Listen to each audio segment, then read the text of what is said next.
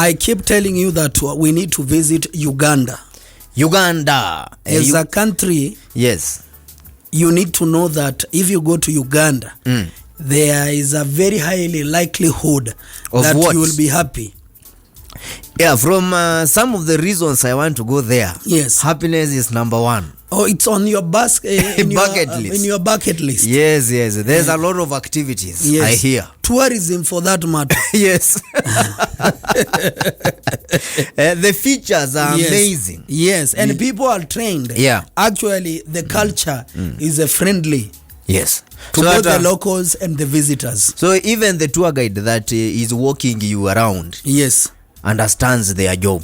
They understand what you are looking for. Yes, there is nothing bad as a tour guide, as a boring tour guide who does not know where the lion is. My experience having toured a couple of serious game parks in this country is that I've noticed experienced tour guides will know where the animals are. Yes, even if they can't see them with their bare eyes. They know where to find them. Yes, so you won't waste a lot of time going around in circles. Yeah. Whether it's raining, ama kuna jua, it doesn't whatever matter. Time of the year. He understands the ground very well.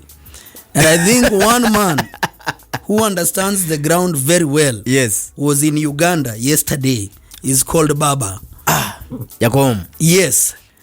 We need to dedicate this first hour to discuss a couple of issues about the history of that man. How do you know him? Unajuaje Baba wewe mzee? Because I'm telling you, if Baba clinches the AU presidency, then the ground is going to shift paradoxically. In what matters? Even in competition here locally for some of the resources which we compete as men for, the scarce resources, the game will change because some people will be talking about their kingsmen have been presidents. Yes, and now people from Nyanza will be talking about an AU president. I don't know whether you can see what will be happening. What does it mean to be an AU president? It means a lot. And we must take a few lessons and cues from Baba himself. Because how I know Baba is that when I was growing up, I was told stories about Baba. Then I saw him by your in Baba. Action. Yes. I saw his actions. Yes. This is a man who we have a profound respect. He has fought for some of the freedoms and some of the way we talk here without fearing that somebody will catch a feeling somewhere and say, go and arrest those boys. Or somebody will say, oh, we are offended. We don't like what those people say. Someone governing by their emotions. Yes. Some of those rights that we enjoy in our constitution, Baba's name cannot be missed in the people who fought for that freedom. Lakini the narrative that we normally hear is just the general, he did something about, but we don't know the details. Yes, some of us who are not there then. Or the Gen Zs. Yes. This is a man who you need to respect a lot, because even some of the clothings that you are wearing, some of the way the things you write on social media and all those kind of things, most of the freedoms, he's part of the group that fought for them. Okay? Yes. And it's because of that that now he's exiting, and now he's going to what we call continental politics. So continental politics and our local resources and our local market. Yes. What will shift? How will it affect? The difference is very major, but I think Baba has trained. If it's about training for that post, yes, I think he has a wide experience. But he has taught me one thing also. What? That what Baba as a brand has done, he has created a constituency of people who believes in his cause at all times without fail. Something that many people have not been able to do. Yes. Something that many brands are not even to do. Something even people with budgets, they don't understand how to do it. Only a few brands have managed. You understand? Yes. Because if you look at this man, you know, he vied for presidency in 1997. In 1992, he was supporting his father, Jaramogi Oginga Odinga. So alikuwa tuseme alikuwa. You see, can I tell you a little bit of history? Yes. In 1992, probably Moi would have left power if the opposition was united. Because the opposition started when it was united, then it broke up into factions. Ford became Ford Kenya, Ford Asili. There was DP. Yes. There was a Kenya Social Congress. A myriad of many political. So now Moi and his KANU. So he actually defeated them with a margin of votes, because all of them, they divided their votes. Yeah. So if they were united, they would have. Yes. So in 1992, Baba was in Ford Kenya. He was supporting his father, Jaramogi Oginga. I think probably in 1994 he tried to inherit his father in that seat, and him and Kijana Wamalwa were engaged in some drama in Thika. You can Google about it. It was a major one. Yeah, it was a major drama. As each tried to gain to retain the leadership of the party. So Baba formed NDP. Okay. Yes. National Democratic. He vied as a president in 1997 with NDP. Yes, he lost. Okay. In 1998 or the year 2000, is it 98 or 99? His chama had the sign was Tinga Tinga, like a tractor. Oh, that's where the name Tinga came from. Yes, because the sign of NDP was a tractor. A tractor. Okay. Inaitwaje ile? And then it is alleged that the Njogo swallowed the tractor because Moi's Jogo was too huge than the tractor. It was actually a giant cockerel. Yes, for that matter. And you know that man told us that KANU will rule for 100 years. Yes. And going by the facts, it is actually, it might become a reality. What do you mean? Because every president Kenya who has ruled us has been a KANU member. But was there a choice? No, I'm just saying. Being a KANU member. Moi said. Was there an option? No, Moi said there have been other people who have vying for presidency who are not in KANU, but the guys never elected them. Moi said 100 years. Yes. Tell me one president that was not in KANU. All of them have been in KANU. So let me go. Even if Baba became president, he became a KANU member in 1999 or 1998. That's why I'm telling you the cockerel swallowed the tractor. Okay. So he stayed in KANU. He became a minister of energy. Okay. He stayed in KANU. In 2000 huko. Yes. Then Moi one day wakes up and said he has looked around.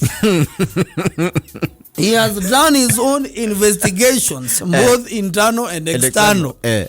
And the only person who is fit, he even said, I've even looked at my vice president here, rest in peace, Mr. George Saitoti, and he said, this guy cannot. I have looked around, and the person to lead this country again is none other than Mr. Uhuru Kenyatta. What? Okay? That statement in itself created a revolt in KANU. Okay? Because people who thought they would succeed Moi, Baba was one of them, were caught off guard. And they did not expect such a move. Yes. So now there was a revolt and KANU was divided. So LDP was formed. Okay? Yeah. LDP now had all the KANU bigwigs, Saitoti, Baba, Kalonzo, or some other guy, Kinamudi Awori. There's a group of guys now who disagreed with the Moi's decision. Yes. William Ruto and Uhuru Kenyatta and some other guys stayed on one side.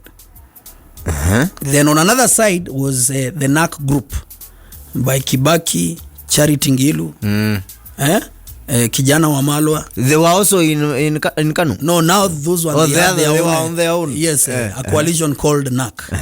Okay? Yes. And then on the other side, there was another guy called Simeon Nyachai with the 40 people. Uh-huh. Okay? Hey, mzee, you have a book of history in your head. Yo. So I'm just telling you about Baba's history. Yes. Yeah? Without going to the deeper details. Yes. So, all these other guys now are dissatisfied with Moi. There is NAC. This in the LDP guys and the NAC guys, they started talking. And that's what gave birth to the National Rainbow Coalition. Okay? Yes. The other nini was NAK. It was not NAC. Okay? It was NAK. Yeah. So NAK and LDP, they formed NAC. NARC. Okay? Yes. So that's why Baba, when the campaigns were going on, he went to Uhuru Park and he said, Kibaki Tosh. When the campaigns were going on? Yes. Have you heard of that historic day? Yeah. In Uhuru Park? Yes. Kibaki Tosh. And Uhuru is also on... Uhuru is vying with Kanu. Yes. So, of course, Uhuru lost. And then Kibaki won. But now, during the campaigns, Baba and his team, they had a deal with Kibaki. That when he gets in power? Baba will become prime minister. Okay? Yes. Of course, now, when power was gotten, that promise was not fulfilled. Naona mambo yakibadilika. Okay? So now, differences also started developing in the new Rainbow government. Yes. And there was a clamor for a new constitution because it was one of the promises of the NAC government once they get into power. They had said they will deliver a constitution in 100 days. A new constitution? Yes. Damn. And that's why one day when the Minister of Justice then, Mr. Kiraitu Murungi, was cornered by a journalist, he said, we did not say that the 100 days we run concurrently. We can have 100 days in January. We have another 100 days in June, and another 100 days in December. Okay? Okay? Yes. So there was a lot of differences, and of course the Raila group was saying they were being shortchanged na hizo vitu zote. So what happens is in 2005 there was a referendum to a new constitution. Hiyo ni ile ya chungwa na yes, the first banana. Yes. That's where the orange was born. I want to tell you a few things. That's where the orange know. was born. Yes. Okay. Yes. The head of opposition then was one Uhuru Muigai Kenyatta. He was the head of opposition. Yes, because Kanu became number 2. So they were the official opposition in parliament. Yes. Okay? Yes. So in 2005, now these campaigns and everything, the Orange Democratic Movement is formed.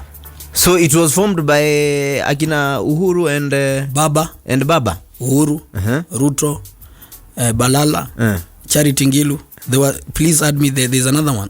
There were 7 guys. That's why it was called the Pentagon. Okay? Yes. So these guys, they really made Mzee Kibaki sweat. That is in the first term. Yes. Of Mzee because Kibaki is the government lost the referendum. Okay? and that's how, yes, and that's how the party was registered. So the party was initially registered by another guy who refused to give. So there was ODM Kenya and there was ODM. Okay? So umesikia imambo vile tunaenda. Hiyo historia ni noma. Yes. So the experience that Baba has is no, it's immense. And he has worked with everyone in politics. Yeah. Either when he's above them or when he's working with them as a team. Yeah. Because now you remember the infamous 2007 elections. What happened? The elections, of course, had its issues. They were bungled and everything. There was post-election violence. And the talks led to Baba becoming Prime Minister. Yes. Okay? Fast forward, he serves in the government for 5 years. Yeah. He vies for presidency again in 2012. Yeah. Okay? He's defeated by Uhuru Kenyatta. They go to, what is it called? Supreme Court. Yeah. And you know what happens? Uhuru Kenyatta becomes president. Then 2017, he vies again. Yes. With the same constituency. I'm just only to show you about Brand constituency. 2017, we know what happens. The elections, first round, Supreme Court throws out. There's a recall for an election. A very big part of the country do not participate in the election. Yeah. What happens? Handshake. Yes. Okay? Baba has been in power always. What am I saying? That's what I'm telling you. He has always Baba has always been in power. Yes. Whether he's in the opposition or in whether government. he's in government. It doesn't matter where he is. Yes. He is Baba. Yes. Baba is Baba. So sasa Even the now, language is now changing even locally. Yes. Now you see the biggest challenge he has thrown to the establishment is he has announced his candidacy to become the AU president. Yes. So for the establishment, the action or its inaction still makes Baba powerful. Because if you don't support him, yes, he becomes a local problem. And a big one for that matter. If you given the chances of how the things are, the field is. Yes. If he vies, if you support him, it shows goodwill. A lot of goodwill. Ni kama kuambia jamaa kuna gambu tumpiganie kwa matope. No. Like if you support him, he becomes the EU president, our country benefits. Of course, we'll have the prestige and everything. And I believe he can do a lot of great things there. Yes. In any case, they had made him the infrastructure something for Africa in the same body. Okay? Yes. During Uhuru's term. So there's somebody who is saying, I think, Uhuru did the handshake also, looked for a big job for him. Yeah. So even now. Right now, yes. The president has to ensure that he gets a big job. Yes. That's what the pundits are saying. So umenielewa? Will we be affected by our fellow Baba neighbors? No. In our field. I think Museveni is supporting us. Or what are you saying? No, in the field of the field that we. Of course, the field is going to change immensely. When you are talking about the market, they will be now. Every person from the lake is going to be a Pan-Africanist. They are not going to discuss local issues. Those ones, they live to Wanjiku. So they are not Wanjikus anymore. No. This is going to game the game altogether. Yes, it's going to change it. I'm telling you. It is high time. I think I have several friends from there. So I am worth my network. Yes. Now you'll have a continental connection. Network. Remember, your network is your net worth. Yes. So you need to know what is the value of your net worth. The lake is talking about being connected to 52 countries. Yes. Including Madagascar. Yes. So the game is going to change. But I'm really as a Pan-Africanist, and as a patriot, I really want Baba to get the job. It's of big benefit to everyone, and he deserves it. Yes. Kweli. He deserves it. That guy, I think he has engaged. He has a lot of training. He has he has participated in very impactful programs. Yes. For a long time. Yes, for a long time. Sometimes we may not have agreed with the means with which he communicated. He communicated his message, but the guy has contributed immensely to our country. So I wish him well. I wish him well. That's and any patriot should wish him well. Yeah, every patriot. Some people are happy. People are happy for different reasons. Oh yeah, people are happy for different reasons. Yes.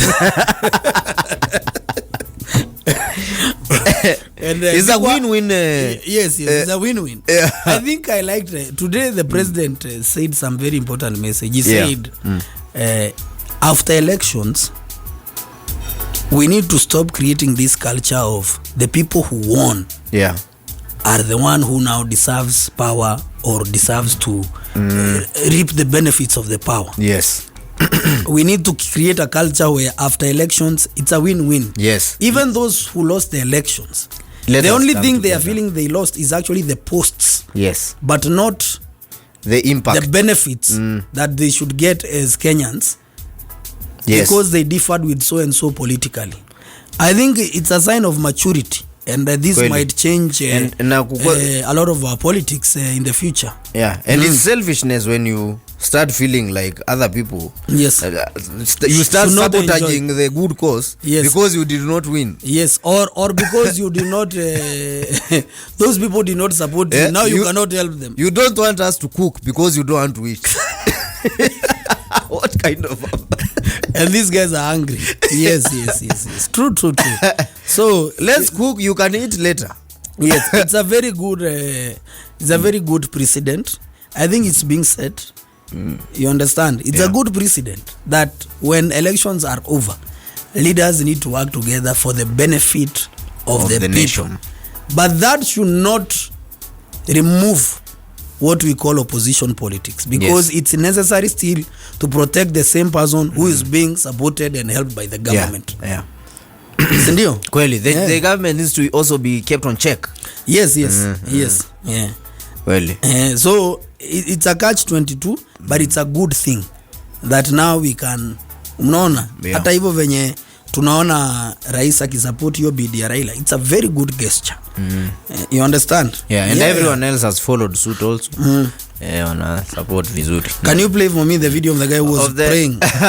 Jamaa ameomba. I think those are the kind of prayers we need that will reach God directly. Yes, because the vocabularies are well articulated. Were you being requested to pray for the family in any matter?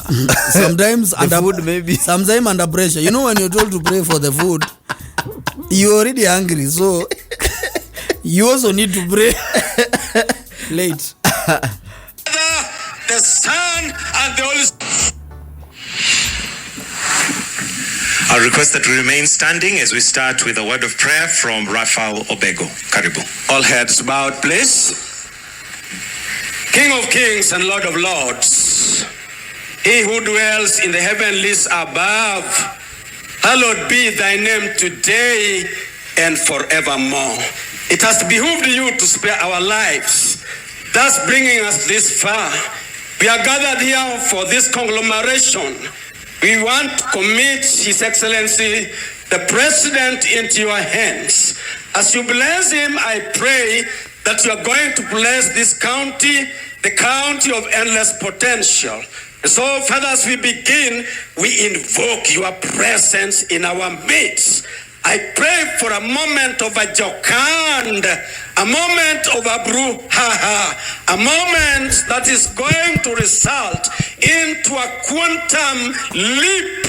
May you keep at bay every single jungle maneuvers that may be orchestrated by the devil to thwart your dealings in regard to this particular conference. For this is my sincere circumambulation, for I supplicate in the name of God the Father, the Son, and the Holy Spirit. Somebody say amen. Let me tell you, instead of speaking in tongues, just pray like that. So that we avoid the confusion. Instead of speaking in tongues, in your rooms. Yes, that one. I don't think we ever need any other guy to pray in our national. Those are continental prayers. Yes. Why am I forgetting? Yeah, the approach is changing. Okay. Now, the job for anyone who will pray in a meeting where Baba is leading needs to be this guy. Yes, because everyone will understand. Yeah. And the prayer will represent the stature of the president. You are getting it. We are together. completely. By the Baba will become the first AU president to have the guy who prays with him wherever he goes to chair any meetings. Afadhali uombewe na ule mjamaa unajua bro. Venye anaomba. Kuliko mzee au mzee. Ni blanda. Hapana. Sawa. Niambia story ya kule Marekani.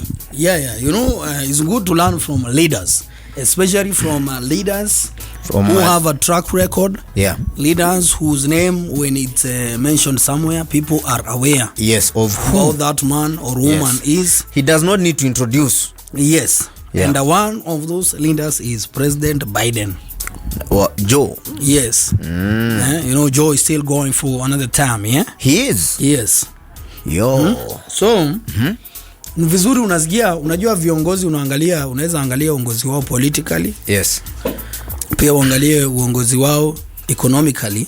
Yes. If they are a businessman, for example. Yeah. Okay. Because even sometimes yes. Huku mtaani tunakuanga affected na hiyo mambo ya leadership. You might be a very good leader. Yes. But when you are not a leader financially. Yes. Unakuwa affected na vitu naambia watu watakusikiza. So kuna vitu alisema, unajua pia lazima uangalie leader anasema vitu socially nini hizo vitu zote. Lazima uangalie what are they saying. So recently he was asked what is the secret to a long marriage. Okay. And he did not mince his word. What did he say? He's in a long marriage himself, right? Yes. So he said the key to a long and lasting marriage is good sex. Just that. Alisema tu hivyo. Yes. So what is the definition of good sex? You see, good sex. Unajua watu wengine wanafikiria good sex ni zile za ngwati. Gani hizo? Si zile za maplamba. Hizo. My husband is home but he won't see us.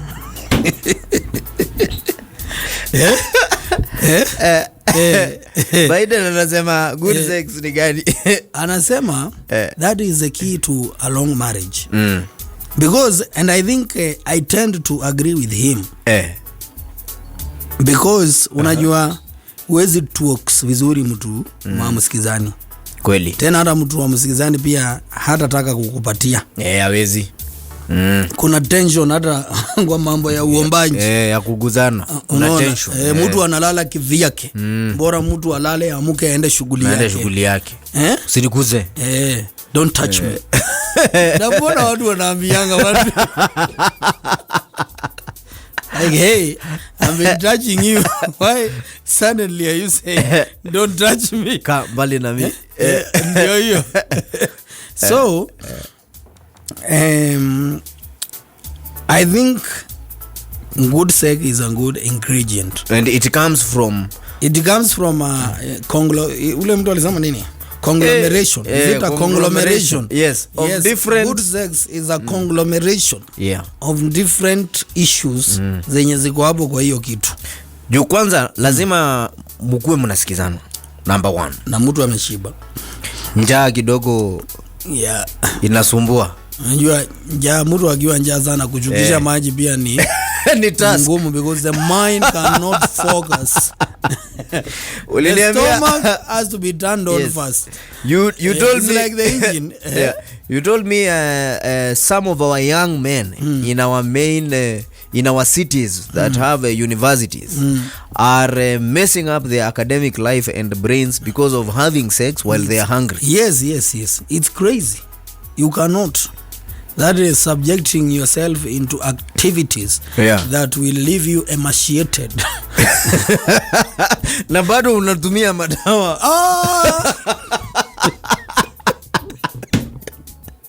Si unaonanga venye tunazanga kukaa. Uko Manchester. Nywele inaanza kuwa brown na haichanuliwi. The guy is just I think is a Gen Z protest thing or something. Na kuvaa manguo kubwa inaitwaje? Mahood. Na uko na njaa. Na sweatband na jamaa unaona ako na njaa. but they are not focusing on eating first. They want to indulge in other activities. Yeah, you will definitely mess up your brain big time. Ukifanya hivyo blanda noma huwezi elewa kitu na huwezi kuwa fiti. You know, you cannot be huwezi kuwa sawa. Yes, so mtu akuwe mnasikizana na ameshiba. So do you mean that people who, because right now missing meals might have been real to some people? The day that you have missed a meal, hakuna analinka na mtu wako. No, you see, first of all, good sex is a byproduct of also of communication. So when you try and dissect what he was trying to say, unajua mtu mzee ambongi na communicate kidogo ngwati hezi bamba. Unanielewa? Yani kama si unajua this I'm not talking about the commercial part of the sex. I'm talking about now this yenye haina this the one that does not have a commercial interest on it. So, is the communication during the act or before? Cliff. No. Communication that brings you guys together. Yes. Unanielewa? Mnabambana yani. Ile yani umemisiwa mtu design wasema I'm going nataka kwenda mtani one huo mtu. Pige tu story na. Pige story. Na nikimtalks pia itakuwa added advantage. Itakuwa muhimu. Itakuwa fiti. That communication that leads to that. So I think when he means that ni ati ni kitu inazunguka hiyo vitu yote. Because sasa kama ndio mpige nini sekete fiti mzee lazima mambo kidogo tena ikue. Mnasikizana. Mkue on like terms. Ukweli ndio utako. Unajua pia wanaume wengi wanasuffer from a syndrome yenye hawatakagwi. Syndrome you know kutakwa inafaa kuwa if there is some good chemistry. Ni kutakana inafaa kuwa mutual. Si ndio? Bado wanaume wengi ndio utakana. Nasema ndio wanataka. So that's why wewe unashinda ukisumbua mama wacha kunisumbua. There is a so it needs to be na wewe hata mama mwenyewe anakuharakisha utoke kazini. Ndio uende uchangamuke. Ikuwe yani tuwe. Yes. Kuna watu niliona wanauliza wacha nikuambie hiyo kitu. Kwa hiyo mambo ya ni nani ana engage? Ni nani anaitisha? It was a question fellas were being asked. How often does your girl initiate sex? And more the research was saying more than 60% of heterosexual couples relationship men initiated more often than women. Does that mean the woman can go longer without it? Or what does it mean? I don't know. I cannot scientifically interpret that data. But what I'm saying is that there are a lot of people who even their lack of interest in sex at home is because the other partner does not initiate it at all. Yes. Unless they initiate it, the other person will not initiate. The other person will never initiate it. So jamaa ndio unapata tumzee tumeweka tumtu na huku juu sasa huku kama mtu ameweka kana mwanzanga kumchangamsha akili saa 5 akiwa kwa ofisi. Na maneno jamaa anaanza kuonyeshwa yeye anaweza misiwa. Jamaa anaanza kuonyeshwa yeye ni mtu munoma. Jamaa anaanza kuonyeshwa amengojewa iko tayari mzee. Na kama walikuwa pamoja anapewa analysis. Maji iko mzee. Kama walikuwa na yeye jana yake anapewa analysis ya vile kulikuwa. I'm still thinking about yesterday. Mama hajawahi kukumbusha hata siku hata moja mlipiga mechi.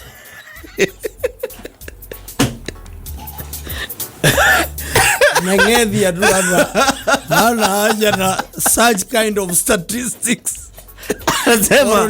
Anasema hao ni walio tunganga yajayo. Hiyo ni mambo yaliyopita. Ni mambo ya watoto hiyo. Shinda wakiongea hivi. So, do you understand? Yes. So, that is the quagmire of many people. kutakwa. Kutakwa. Unaona? So anasema mimi huku nje nikishapewa aniombe ama akoze ku-engage ni mambo yake. Basi wewe kama unataka kulala lala. Kuna wazee hata wameamua wewe ile siku unataka kuipeana utaniambia sita kusumbua mimi. Hapo tu sawa. Anajisoti nje viviti.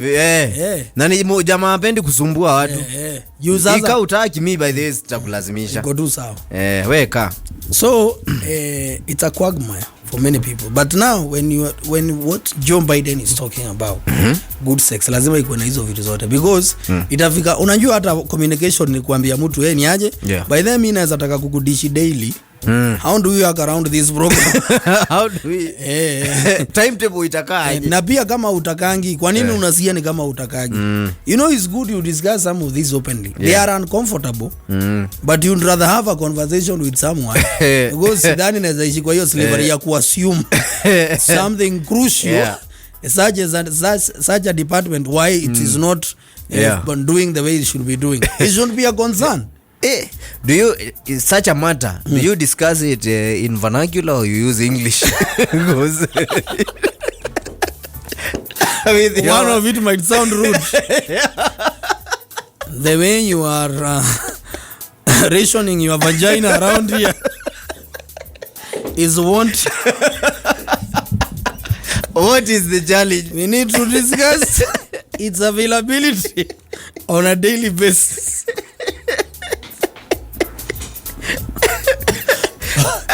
You are holding it too much.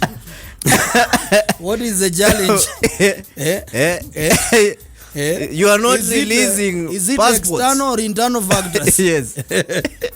There is a lot of bureaucracy in this house before we engage in coitus. Approvals are taking far long. Na ni kitu ya ofisi moja tu. Ni wewe tu uko na signature. Lakini kuzungushwa. Enda utoe photocopy, letter ID, nini? No. Kindly. Let's reduce the red tape. And you know, one thing about Njwanga ukianza kupea hizo story yuruka hiyo story haraka sana. No, but you see also men contribute to that. Because also statistics have shown that people were having more sex when they were dating than probably when they get married. Yes. So you need to ask yourself, what is it? Of course kuna vitu zimechange kidogo. Yeah. But why is it that you are not enjoying? Unanielewa? Because pia sisi unajua unapata tuna contribute because kuna vile hao watu wanafaa kuwa wakifeel. Ndio pia wafeel wanataka hivyo sana. Lakini wewe umeshinda kazi yako ni kukasirisha mtu, haufanyi zile vitu probably unafaa kufanya. Na kinyamo mzee unaitisha na kuitisha.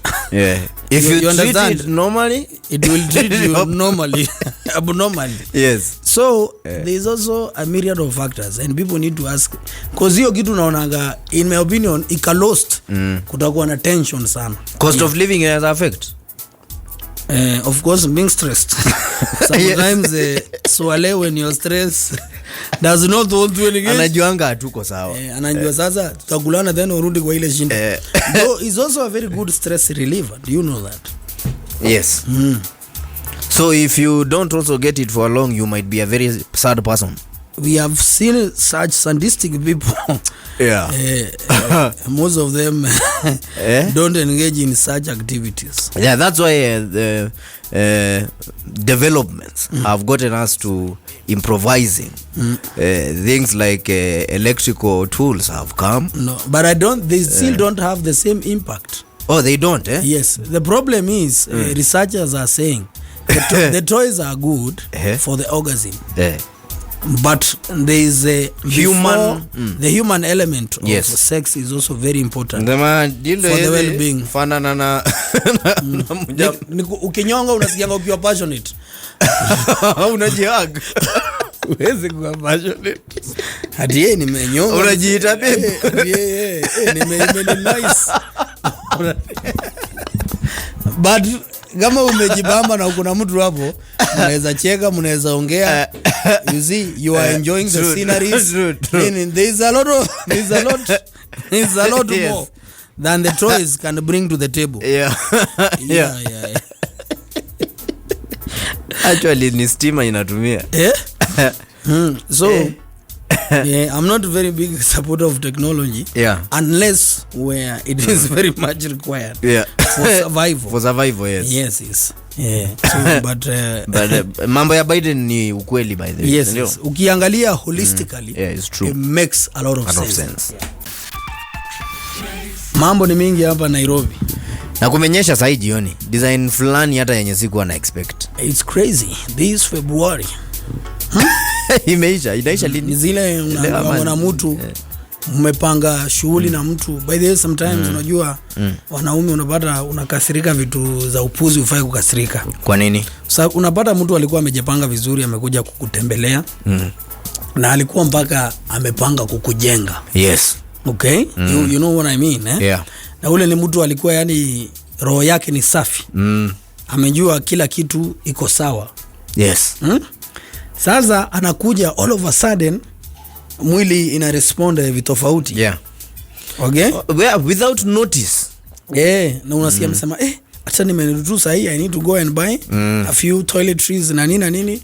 Ndio mambo. Yes. Instead of you supporting that person, unaanza kuona ni kama amekupiga kipindi, unajua yani unaona yani wa mtu ni kama alikufanyisha PE kulingana na wewe ni mwere design gani.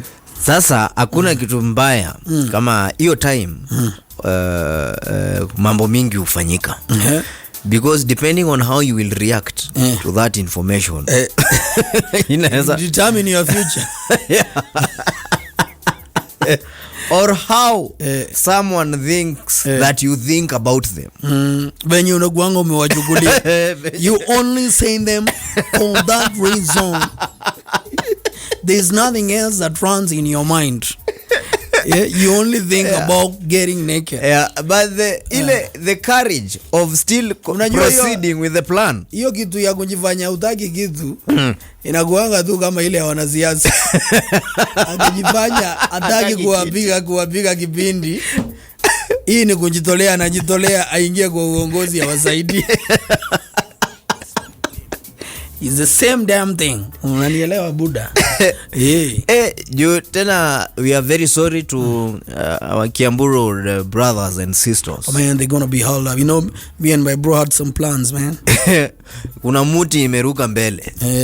Imefunga. Imeanguka mbele. Na unajua, you know it was that's some very bad timing for that road. Yeah. Because at that time azendi jioni mzee. Traffic pale inakuanga crazy sana. No, you can imagine kama ime.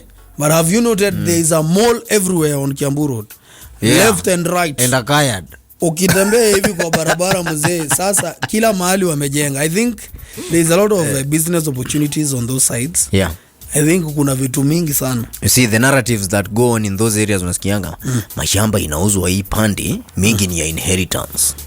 Sasa hiyo familia ni vijana sasa wanauza wauze hii pande. Wanauza 10 acres. 30 wanajibakishia. Ni hizo ma story. Yes. Developers wameenda hiyo area sana.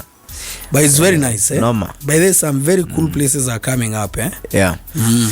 Nikikumbuka how we one day got stuck with my grandfather and my sister in Kiambu Road when it was Karura Forest. When Karura was Karura. Yes. When hiyo njia ilikuwa ni blanda. Unajua kitambo watu wangepitia Kiambu Road. Ilikuwa ngori sana hiyo time because nyumba zilikuwa huko mbele sana. Sana. Unaona njia ya hapo kabla ufike Whiskey River hapo sikuna njia fulani rough road. Inaenda kutokea hivi Runda ile side. Ilikuwa inaitwa njia ya msitu hiyo time. Hiyo nilikuwa msitu. Mzee ungepita hiyo njia. Tushaipita hiyo njia tukitoka chuo tulipigwa na mamangu mbaya. Na madhe. After kujua tulipitia hiyo njia. Juu ni risky sana. Ni risky tusiwahi pita hapo. At those time, during those times. Sasa tulishaikuwa hapo mzee katikati kama gari ya babu imeisha ngata mzee. Gari ya babu? Na ni mchana usiku. Ngware saa 10 asubuhi. Mlikuwa mnaenda wapi tena saa 10? Huko Mwala huko. Mlikuwa mnaenda mission? Was going on si mission. alikuwa ametukujia, tulikuwa tumefunga chuo. Sasa tuende na yeye. So mmetoka Ngware ndio mfike mapema. Alafu gari kaisha kataa hapo kabla DCI hapo tu nyuma kidogo hapo. Sasa hakukuwa na matotal manini. Kuna nini? Ni mpaka Kiambu town. Ni mpaka ama Tao. Ni mpaka hapa Muthaiga kulikuwa na peti fulani. Oilibia. Ilikuwa Oilibia.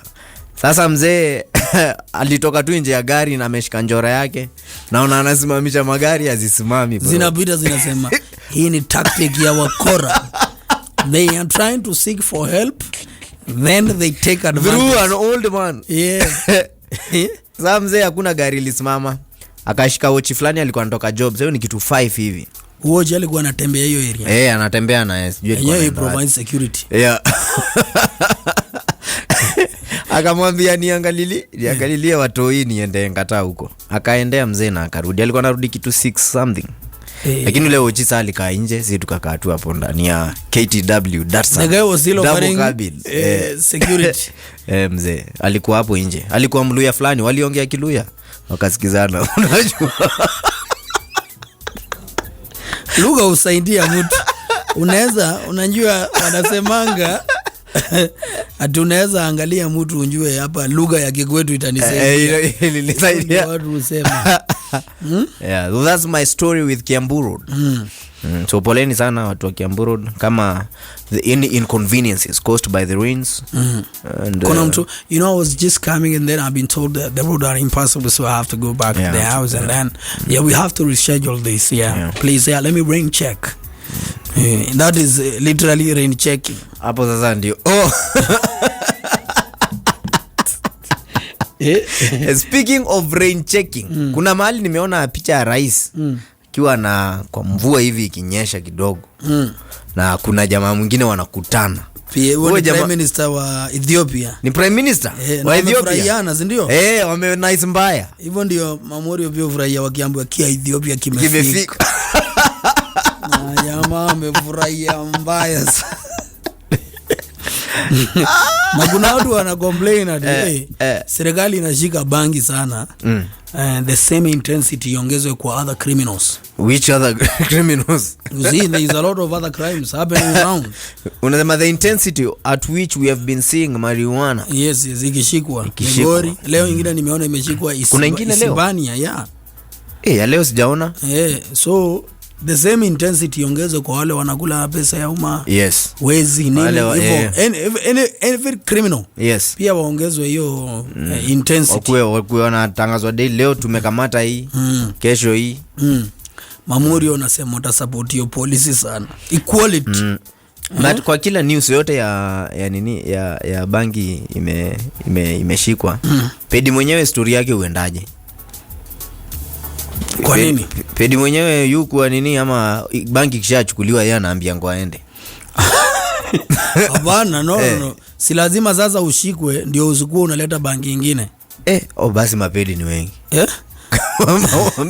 Kushikwa na hawajaisha.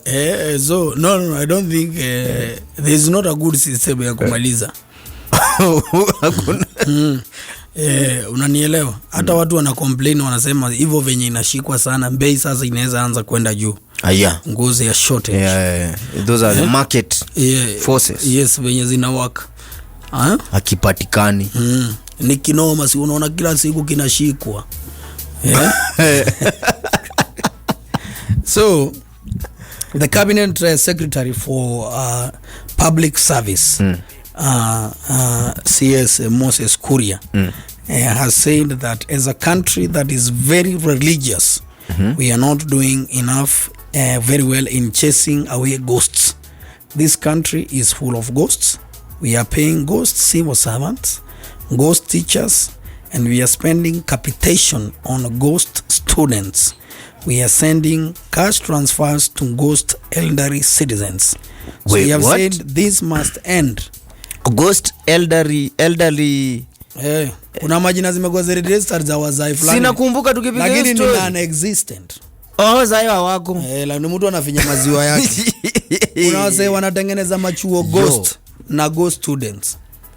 Unajua hii story iliambiwa ya e-citizen iplakiwe iwekwe kwa watu walipe school fees na e-citizens ndio kuzikuwe na ghosts. schools. So kunaweza kuwa na mjamaa kwa na chuo na students na ina receive maziwa kutoka kwa ministry. There's a guy who actually created such a school, not even one. Wow. From the ministry, and it was allocated funds as a center of excellence. Inapewa maziwa mzee iendelee, lakini hakuna msee kama huyo. Haya, kuna ghost teachers, kuna watu wako kwa payroll ya TSC na wako, kuna ghost civil servants. Unakumbuka kitambo Kanjo ilikuwa na magoya hivyo wengi sana. Kuna 5000 employees lakini payroll ni ya 7500 employees. Shangani nini? So he is saying that there needs to be a unified government payroll. Yeah. Yenye ni ya real people, not ghosts. Sasa hata wazee waocha kama hiyo itapitishwa, waangaliwe pia wao wajaziwe yao. Ndio kusikue na hao ghost wazee pia.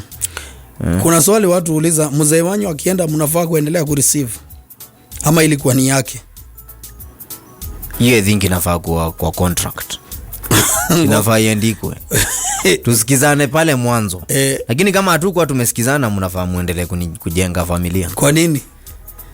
Kwa nini si wewe unapewa maziwa because uko elderly? Wanafaa wajengwe for at least 3 or 4 months. Kama wewe ni muelderly pia mama anajengwa kama ni muelderly. Lakini sasa unajua alikuwa amezoea watu wawili. Yule labda mzee yake kiingia pia ilikuwa ya home. So bado hiyo inamuaffect bado. Sasa gava ikimshikilia. No, we need to find out. Probably there is a law. Yenye watu wana nini. Nini hiyo pesa ya wazee inafaa kuanzia miaka ngapi? I don't know whether it's 60 or 65. Are you trying 60? Kwa nini unataka kuanza kukulia uzeeni ukiwa ngapi? 50? Inafaa ianze chwani. Kwa nini? Wewe si mzee ukiwa na 50 years. Sasa hii tunaitwa na mabebi we mzee. Mabebi unajua sasa shinda imeingia kwa market juu. You know, I think iko shida kubwa sana. Infiltration. Yes, because sasa wazee wana compete directly na vijana na wafichi. Wazee ndio wasomo wa hiyo soko. Wanawekelea mzee. Wanalipa rent ya 12 months. Yo mzee pango jo kitambo ulikuwa unasikia land wenyewe unawaambia ni either mfikie hii bei ama muondoke. Kuna mzee ataka kulipa rent ya 3 years bro. Kwani amecheese. So sasa vijana wanatishana na wazee sana. And I think that's why wazee wamelimit opportunities to the young men. Juu mzee anaona akikupatia opportunity. Yes, because there's a big percentage of young poor guys than there is a big percentage of young old guys. Of course, who are more poor. No, there is a big percentage of young poor guys than there is a big percentage of old poor guys. Yes. The number of you cannot survive for so big. Uwezi zeeka bro ukiwa young na ufike ukiuzeeke bro ukiwa poor, you will die. At some point you will die. You have to be very mentally strong, stable for you to get to some years when you're poor.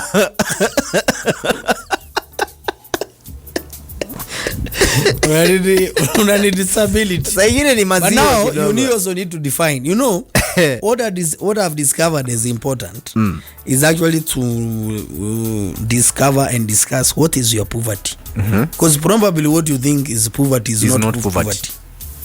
Okay. And poverty is on levels. You understand? So you need to know what poverty is, because watu wengi pia wanaingia poverty because of a state of mind. So things stop working well, so you cannot do XYZ, probably a few luxury activities you are doing nini vitu kama hizo, so you start thinking you are a poor. You see, it's a state it's of a mentality. Mind. Yes. Then it's very easy to now sink into the abyss of poverty, because probably you don't want to try anymore. You don't believe probably you can do better than you are doing. Unaweza dhani wewe ni maskini na wewe si maskini.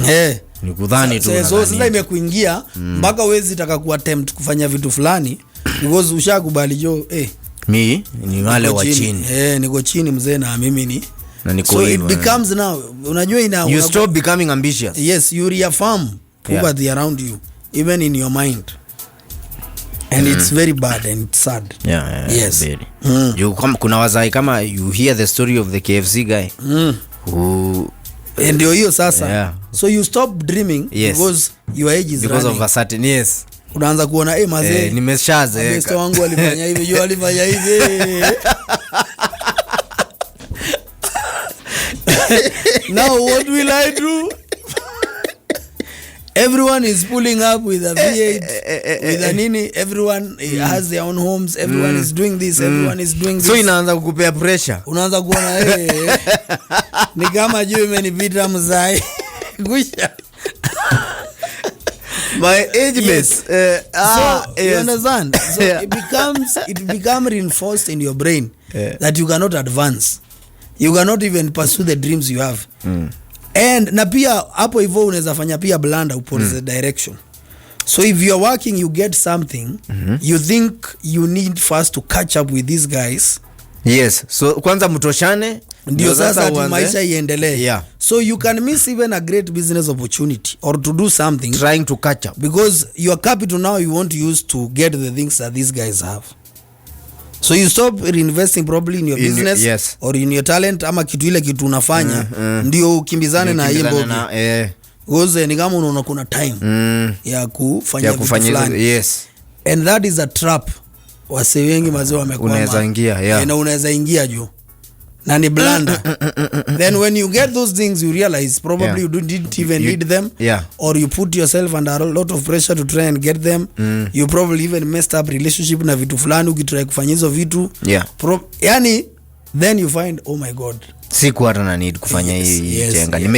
Nimejipiga chenga. Ndio hivyo sasa. Ni kujitega hiyo. That is very very important to recognize. To note. Yes. And of course, it's the Trace FM forced with the hits, the sound that soothes your body towards your lover. Have you messed your love relationship? Call us on 0722-915-953. Tell us, what has your lover been telling you today? Please send us your girlfriend's number. We'll talk to her on your behalf. We will ask you specific questions. What did you tell her today? Call us on 0722. Hiyo mboga mzee, siwezi kutumia namba ya msupa wangu. Kwa nini? Ati uongee na yeye ati aache kunikasirikia. Kwa nini? You will not do that. Hapana. Sinataka kumuonesha point of view. She hears it from she hears it from an independent person, a person who is not filled with bias. Bana. Unajua kuna majamaa wengi sana pale hata kwa village walikulia watu na hiyo design bibi anaenda unatuma mtu unataka kuapologize dem fulani unatuma mtu akapologize hadi akuapologize mzee. The guy first arrives with a different message. Yes. Hiyo ni mbaya sana. Anasema ati kwanza unajua sasa huko ucha because of the stigma about prostitution and everything. Stigma. Alikuwa na stigma gani? So unasikia mtu sasa kama umetuma jamaa go and apologize on that lady, tell her mazee. Yani mwambie tu jamaa anasema hata venye amesema ati umuongeleshi anasema wewe ni umanayo umeanza nini. The guy will say a lot of nonsense. Alafu anaenda up kuwabega. Alafu na pia wewe anakuja unajua sasa double agents ni mabaya sana. Anakuja pia wewe anakupoison. Side nyingine. Ngombe huyu dem anasema wewe kwanza ni mtu wa utiaji na hakuna mahali mnaweza pelekana. Hata amekuwa akijiuliza alikuwa na do nini na wewe. So the guy survives the poisons. So mnakaa mmekulia na moto juu ya jamaa fulani hapo katikati. So and I think it still happens but now it still happens. It developed even in friendships. Yes. Kwanza kuna mamasta wa divide and mpaka mna mumezo mnaweza pigia na simu ulize wewe alikuambia nini? you consult. Big up Georges ako pale kwa mtandao anasikiza anasema show iko BM. Big up. So pale America kuna ka program, if you want to experience life on Mars, NASA is offering the chance to a lucky few and you don't have even to leave Earth. What? So wale wazee wamedevelop kikitu fulani. So NASA is offering volunteers an otherworldly experience here on Earth where participants eat, live and communicate as if they were over 200 billion miles away in space. So for 378 days, the 4-member team will live and work inside Mars Dune Alpha, a 1,700 square foot 3D printed habitat located at the Johnson Place Space Center in Houston. So 370, how many? Yes, 8. Yes, so to qualify for the mission, you must be a healthy, non-smoking citizen or resident between the age of 30 and 55. Watu naona watu wa zile vitu wanafikiria sahi mzee. Sisi tunapambana na pombe haramu huko wanaishi Mars. Wakiwa bado. Unajinga. Yama. Sikia zile project dawa ya kulevya. We need to be serious. No, it's the challenges. Kuna challenges. Kuna nini? Kuna visiting. Nini? Oga mtu anaweza na watu wao wanaweza kama kucheki. Si unajua unaishi ni kama uko mbali. So nyinyi mko hapa, jamaa ko Mars huko mwaka. Mnachapiana. Hiyo wezi enda. Hiyo kwanza I think we need to get serious in innovation. It's been a long time. We have not innovated something. Msikie tumetoa kitu. Nini noma. I think we need to. Whatever is it that we can, we should do something. Please, the guys of the locomotives. The Nanyuki guys. Wale walitengeneza. Unajua model yako kagari ilikuwa nini? Hii kakitu ya mayai. Amepigwa engine. Naikadungwa miguu. I think the guy was just inspired by the smoking. Anasema hii kitu ikaekwa miguu na engine. Nitroni kubwa ya mayai. Alafu venye inatoa moshi. Hivyo bado ndio. Yeah. We need to get serious by the innovation. You know what we need to start doing is to create things that have not been created. Sasa kama nini? We get excited when we see a guy in Nyeri trying to make a helicopter. And of course it will not fly. Lakini juu jamaa ameshikanisha machuma tunasema this is ati huyu akapewa pesa anaweza tengeneza kitu. Ni mwerevu sana.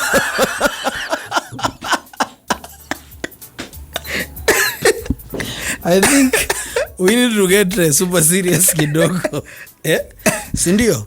Lakini sasa ni nini? What would we vitu kama we need to solve a problem. Not to try to join an existing problem which has been solved. I think innovation inafaa kuwa ni vitu hijaionekana. M-Pesa ingine mzee tutoe. We need another M-Pesa. Kwani hao majamaa walienda wapi? Watu walikuwa nasoma, watu walikuwa na ni ideas tu. Unajua I told you we became a deal making nation. So everyone wants to make a kila deal. Mtu ni mtu wa muraha. Mpaka wale watu sasa wao wenye wanasema academicians wengi pia wako kwa businessmen and ladies. Academians. So tulipoteza hiyo group kidogo ya watu yani wasomi. Everyone wants to be rich. So ndio maana the deal making nation. We became a deal making nation. Tumesahau hiyo kidogo ya kudiscover nini hivyo. Hata kazi unapata hata kazi mpaka za creations of some nini watu is just there's a lot of copycats around and people stealing ideas from each other. Juu kama hata hii mambo I think agriculture ndio mambo yenye tunafanyanga sana yenye labda huko nje ifanywe. I think kwa hapo tungeanza kuimprove, tungefocus tu na hiyo area. Tuonekana tunaweza develop kitu. To develop nini mzee? Tunaweza develop hata crossbreed ya ng'ombe na kondoo. Tutoweka kitu hivi. Tunaweza yani tu kufanya mzee ukakuwa head of Camry naona. Mnaweza tutengenezea vitu za kimboknis. Let's mate a cow and a sheep and we see what comes out of it. Probably we have more nutritious to export mavitu mbaya. So we need to challenge ourselves, because we are really important. Na zile ma ideas za nini za na nilikuuliza hivyo hapa sijui ama huku niambia kulienda zile ideas za Science Congress. Ilikuwa inaitwaje? Science Congress ama nini? Na maths something. There was one for maths and lakini maths sidhani kuna innovation. Si maths ni hesabu tu. Or there is any creativity. Do you know maths is part of, it plays a very big part in solving problems. That's why we are being including some problems that you are experiencing huko nje. Yes, it's statistics, it's probability. It's a matrix of something. How are you using calculus? No, ndio hiyo mzee. In your job. S squared minus ama ni position ziko. By the way, ziko. Critical thinking. A lot of critical thinking. You're very good in critical thinking if you are good in maths. Yes, and you need to. Wewe maufala zingine watu wanafanya huku. Ni shida ya hesabu kutoka kitambo. Exactly, juu haupigi hesabu vile inafaa kupigwa. You are not able to make a logical or a critical decision. Unaenda kunyang'anya bouncer dem. Haupigi hesabu ya what are the chances, the probability. Yes, a ship sailing. Yes. Bonza mkubwa akikukimbiza na wewe ni mlevi atakushika in how many minutes? That is mathematics. Critical thinking, yes. Kuona mchele ikiwa mbali. Critical thinking, yes. Is a probability. Ujue hii club nimeingia, what is the probability of me getting into a fight or into a mchele? Yes. That is analytics. Hiyo ni analytics mzee. Ni analytics buda. Analytics. So, yes. Umeenda na watu area. Yes. Umeona hapa ni maziwa yangu inataka kunyonywa. Alafu una deal na hiyo situation. That is a sequence. Ulikuwa if n na inaenda ikiongezeka na hii sequence. What is the next number? Yes. That is a sequence. Kuna hizo hesabu ya sequence ndio kweli. Huyu mtu amekuwa akifanya hivi na hivi. So anataka kunipiga kipi? Sasa utangoja ujue the value of n. No. Utaondokea kabla ufike kwa hiyo value. Ni hesabu. And you know there is advanced, yes. Mathematics. Quadratic equations. Yes. So iko mzee, iko. Una numerator na denominator. Ndio hivyo. What are we operating? What is the base? Yes. So ni mambo. Yes. So hata kama uko na what is the LCM? Ulikuwa na LCM na wengine ni GD what? GCD. Oh, GCD.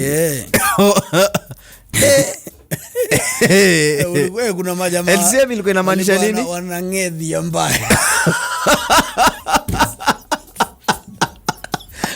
Jamaa yeye unajua hesabu hawezi elewa hata kidogo. Mimi kwanza zile simultaneous equation hauko unaweza hizo mzee siku zilikuwa zinanipiga chenga mbaya. Hesabu mzee ilikuwa kama ni kufunga macho hivi. Unajua mimi KCSE mzee hiyo section ya kwanza mzee hesabu nilipiga sidhani nilipata kitu hapo. Zile lazima uangalie ile hiyo ya kwanza, ile ya pili ndio hiyo pili ndio mimi. Unajua mimi sijaijua kutumia math table ilikuwa inatumiwa wapi.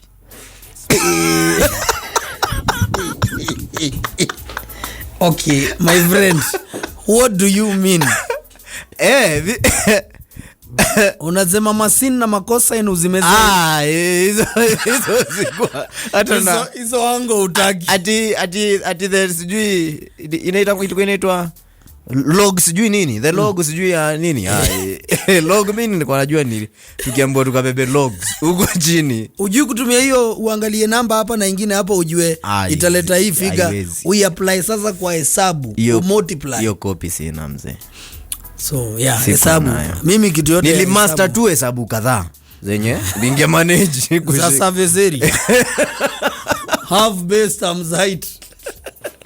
Hakuna mambo mingi, ni kudivide by 2 kisha multiply una divide by 2 kwa sawa. Na zile za probability, zile za time. Na angles zile kidogo. ma 22/7. Na angles kidogo. 3.14 hiyo unaimezea. Hiyo pae, hiyo naimezea hiyo. Naimezea. Hiyo nilikuwa naimezea. Unaweza calculate the area of a hexagon. Hiyo nilikuwa naimezea kidogo, lakini ilikuwa too short term for the exam. Lakini ikifika sasa kwa meli yenye inatoka mahali ina travel at a speed of 30 degrees south of hapo kidogo wanakupoteza. Meli ingenipigia chenga pale mwisho. Pale kumalizia. Na hapo ndio hizi za kwanza 6 hivi point. Lakini hizo unajua zilikuwa za kuandika. Ni detail unaenda ukiweka. Ndio nasema hizi points ilikuwa kama 10 marks ama 20. Kuna ningepata kadhaa nikiona ni ile hesabu ya hii yenyewe nitapata tu kitu yenye sita nini sana. Matrix ya double ama triple ungepiga.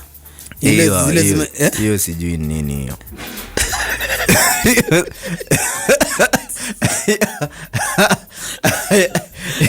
Tuache mambo mingi. Hiyo meli na mfereji kidogo pia ilikuwa inanipiga chenga sana. Kuna ka kitabu ile kilikuwa kinaitwa Simuturi mzee. Ungecheza nayo. Kuna mjamaa jo tulikuwa. Unajua shida ya Simuturi ni ati answers ziko at the back. Kwa hivyo wasi wengi walikuwa wanajifanyia blanda wanaangalia hiyo. Wanaangalia answer ni alafu unaanza kuwork na answer. Kuna jamaa jo alikuwa anapiga hizo hesabu zote za Simuturi. Anazimezea zote. But me see that's something that which was normal. Simuturi hata ukingetufungulia page 83 naweza kuambia ni nini iko.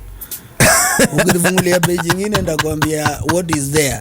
Wacha tu we are not bragging but anything with mathematics was ilikuwa top. Yeah. Hiyo na alafu unajua mimi hesabu ilianza kunipiga chenga time fulani nikiwa class 5. Tulipewa homework mzee. Alafu mzee wangu alikuwa na jam sana ati naanguka hesabu nini. So ati mtasi staju ndio yako nini na yeye ati wanajusikizana sana na yeye ati yeye anashika hesabu kuniliko. Sasa siku moja tukapigwa homework. Mimi nikaenda mtaani nayo. Tukafanya na mzae. Bro sikupata hesabu hata moja.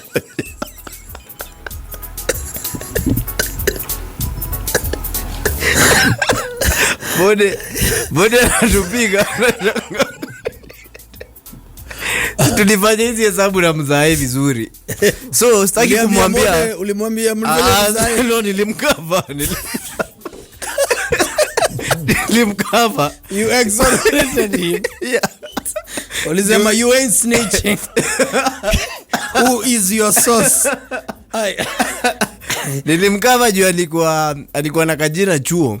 So nikaona tu acha hii ngori. The PTA. Wacha ni deal nayo. Ni yangu haina noma. Masomo ni yangu si yake after all. So are you trying to say ukaona sasa kama mzee wako ashikanishi wewe ni nani unjue hizi? Is it the attitude? So nikasema tu yenye itakaa ni sawa. By then nikuulize niko na swali. Nani anafaa kuonyesha mtoto homework? Ni ule mzazi mbright? Ama ni any parent? Hapana, kama mtu anajua mtu wake. Kama unajua spouse wako ni danda. Unaweza mwala aonyeshe mtoto homework. Hatamuonyesha but I love to confirm. Ndio ikuwe group work.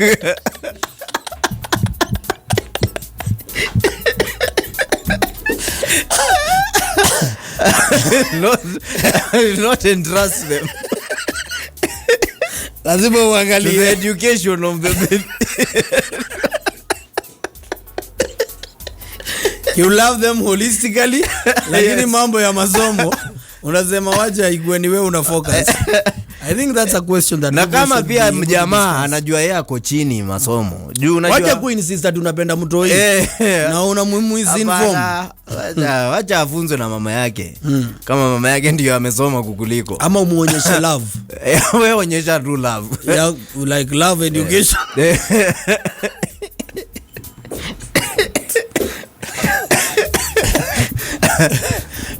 Amadhe alikuwa anatuonyesha kizungu.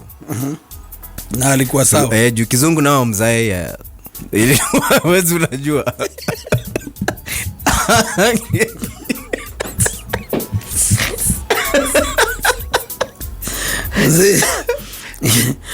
Hivi ndio wa junior tu watatuchekelea, lakini haina noma.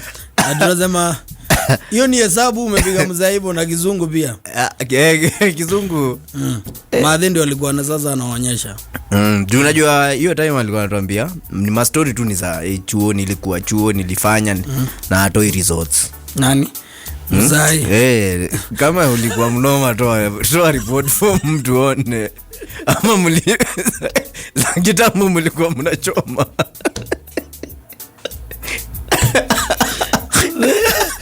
Wani wazazi mnaongelesha.